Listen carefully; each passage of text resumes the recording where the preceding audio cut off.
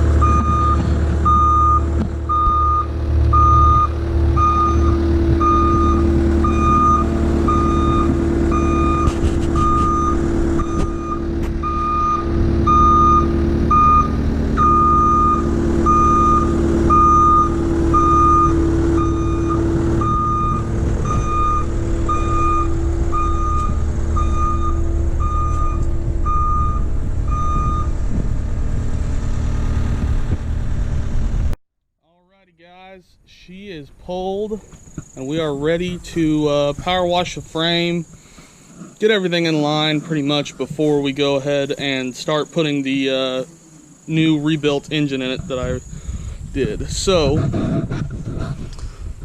that's what she looks like right now. Get everything cleaned up. That engine we will be using in a future project. But for right now, we made good progress and I'm happy with what we got. So we're probably going to be calling it a day on that note. So thank you guys for watching. Comment, like, subscribe, and have a good one.